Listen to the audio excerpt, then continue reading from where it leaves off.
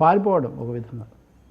Sir ఏంటి YCP మాజీ MLA అంటే టీడీపీ మాజీ ఎమ్మెల్యే మన వైసీపీ నుంచి పోటీ చేసిన వంశీ అరెస్టు, కిడ్నాప్, బెదిరింపులతో కేసులు, చాలా కఠినమైన సెక్షన్లు ఇందులో పెట్టారు. ఇది యావజ్జీవ శిక్షలు, 10 సంవత్సరాలు శిక్షలో పడే సెక్షన్లు అటివి. బెయిల్ కూడా వచ్చే అవకాశం లేదని జరుగుతున్న ప్రచార నేపథ్యం.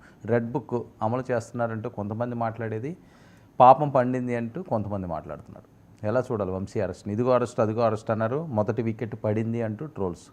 అంటే చాలా కాలంగా వంశీ, కొడాలి నాని వీళ్ళిద్దరూ చాలా కీలకంగా చంద్రబాబు మీద, చంద్రబాబు కుటుంబం మీద ఆ దూషణలనండి భాషలో, మిగతా వాళ్ళు కూడా అలాగే అని ఉండొచ్చు, కానీ వీళ్ళు బాగా హద్దు మీరి శృతి మించారు అన్నటువంటి అభిప్రాయం జనంలో పూర్తిగా ఉంది. అందులో భువనేశ్వరి గురించినటువంటి వ్యాఖ్యలు వీటి మీద నేను చాలాసార్లు చెప్పాను, మళ్ళీ కూడా చెప్తాను. వాటిని మొట్టమొదట ఖండించిన వాళ్ళలో నేను ఉంటా. అప్పటికి ఇంకా తెలుగుదేశం కూడా టేకప్ చేయకముందే. కానీ ఆయన ఎప్పుడు వాటి గురించి అస్సలు మళ్ళీ ఆలోచించుకోవడము, పొరపాటని పశ్చాత్తాపడటం ఎప్పుడు జరగలేదు. అది కాకుండా ఒకటి గుర్తుపెట్టుకోవాలి వర్మ, వంశీ తెలుగుదేశంలో ఉన్నప్పుడు కూడా తరచూ పోలీస్ స్టేషన్కి పిలిపించడము ఇట్లాంటివన్నీ జరుగుతుండే. చాలా రోజులుగా ఆయన అంటే ఆ రంగా వాళ్ళ యుగం అయిపోయిన తర్వాత, రంగా నెహ్రూ వాళ్ళది అయ్యాక కూడా వంశీ ఆ సంస్కృతిని కొనసాగిస్తూ వచ్చాడు ఒక పద్ధతిలో. మధ్యలో ఒకసారి రాధా దగ్గరకు పోయిన ఇది కూడా ఉంది. చాలా ఆయన చుట్టూ చాలా డ్రామాటిక్, నాటకీయమైన పరిణామాలు జరుగుతూ వచ్చాయి. బహుశా ఈ ఎపిసోడ్లో పొద్దునుంచి మన పటాభే ఎక్కువగా మాట్లాడుతున్నాడు. ఈ ఎపిసోడ్లో కౌంటర్ హీరో ఎవరైనా ఉంటే పటాభే. ఎందుకంటే ఆయన ఆ రోజు చాలా గన్నవరం వెళ్ళటము, గన్నవరంలో వెంకట్రావు ఉన్నప్పటికీ కూడా ఈయనకు కూడా ముచ్చట ఉండేది పోటీ చేయాలని. సో తెలుగుదేశం కార్యాలయం మీద దాడి, ఆ పరిణామాలు జరిగిన తర్వాత ఎప్పుడైనా పార్టీ ఆఫీసుల మీద దాడి చేయకూడదండి. పార్టీ ఆఫీస్ మీద దాడి చేశారు, చేసినప్పుడు కేసు పెట్టారు. ఆ కేసు ఇప్పుడు వచ్చింది ముందుకు.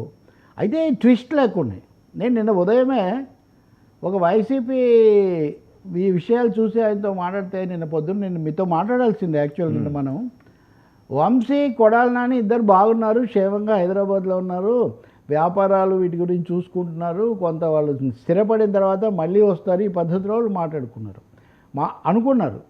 దానికి తగినట్టే మొన్న హైకోర్టులో కొంచెం ఒక కేసులో ఉపశమనం ఇచ్చారు వాళ్ళు.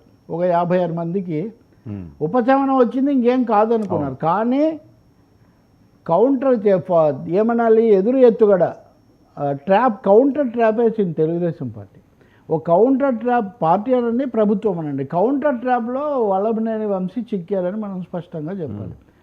ఎప్పుడైతే ఆ సత్యవర్ధన్ అని తెలుగుదేశం కార్యాలయంలో ఉన్నటువంటి ఆ సహాయకుడు ఆయన ఫిర్యాదు చేశారు, నేను ఫిర్యాదు వెనక్కు తీసుకున్నాను అన్నారు. నన్ను బలవంత పెడితే నాకేం సంబంధం లేదు, ఆయన ఎస్సీ ఎస్టీ కోర్టుకు వెళ్ళి ఆ కేసుతో నాకు సంబంధం లేదు, ఎవరో చెప్తే పెట్టాను అని ఆయన అన్నారు. సో కేసు పెట్టిన వాడే వెనక్కు తీసుకున్నాడు కాబట్టి ఇంకేం పర్వాలేదు అనుకొని వీళ్ళు కొంత ఆదమరిచారు. ఆదమరిస్తే వెంటనే అరెస్ట్ చేశారు.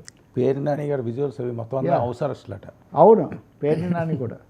అంటే కొడాలి నానికి పేరు నానికి కొంత తేడా ఉన్న వాయిస్ కదైనా, ఆయనేమో నాయిస్. ఇప్పుడు ఏమైంది, ఆ సత్యవర్ధన్ అనే అతన్ని వాళ్ళ అమ్మగారు కేసు పెట్టారు, మా వాడిని కిడ్నాప్ చేసి చేయించారని. ఇప్పుడు 2 నిర్బంధాలు. పోలీసులు ఒత్తిడి చేసి నాతో ఫిర్యాదు ఇప్పించారని అతను మొదట అఫిడవిట్ అతనితో ఇప్పిస్తే, నా కొడుకును కిడ్నాప్ చేసి అతనితో చేయించారని ఇప్పుడు తల్లి పెట్టినటువంటి దాన్ని పోలీసులు పర్సూ చేస్తున్నారు. ఈ 2 కూడా సీరియసే.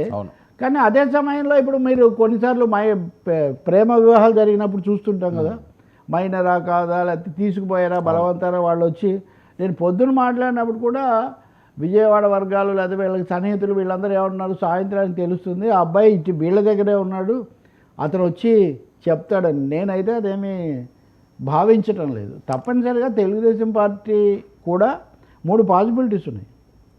ఒకటి, నిజంగానే వంశీ వాళ్ళతో చెప్పించి ఉండడం.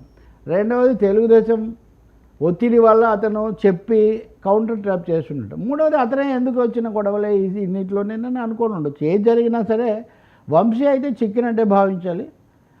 పొద్దునుంచి పట్టాభి కానీ ఎంతమంది అంటే ఈ మధ్యకాలంలో ఇప్పటికి వరలరామయ్య మాట్లాడాడు, సోమిరెడ్డి చంద్రమోహన్ రెడ్డి మాట్లాడాడు, మంత్రి కొల్లు రవీంద్ర మాట్లాడాడు, వరుస పెట్టి తెలుగుదేశం నాయకులు. ఎందుకు అంటే వంశీ మాట్లాడిన మాటలు, చేసిన పనులు అంత తీవ్రంగా ఉన్నాయి. వాళ్ళు మరి చెప్పడం లేదు.